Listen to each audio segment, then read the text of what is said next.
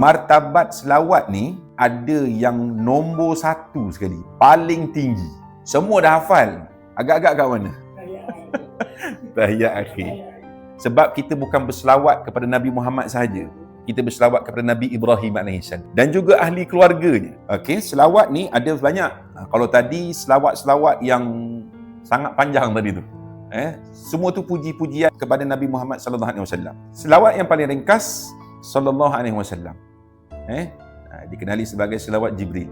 Dan martabat selawat ni ada yang nombor 1 sekali, paling tinggi. Siapa boleh jawab sini? Selawat yang paling tinggi sekali, besar sekali ganjarannya. Sebab tak ada standard semua kan.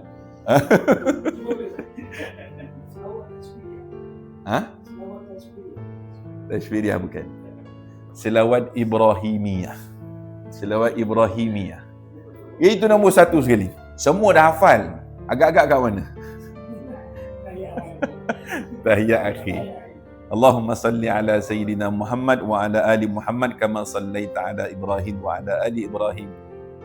Sampailah fil alamina innaka hamidum majid. Kita semua dah hafal ni. Kita semua dah hafal. Itu yang paling tu sekali. Sebab apa? Sebab kita bukan berselawat kepada Nabi Muhammad sahaja. Kita berselawat kepada Nabi Muhammad dan kita berselawat kepada wa alihi. Wa alihi ni siapa? Ahli keluarganya. Keseluruhan ahli keluarganya. Kemudian kita bukan berselawat kepada ahli keluarga Nabi Muhammad sahaja. Kita berselawat kepada Nabi Ibrahim AS dan juga ahli keluarganya, kan?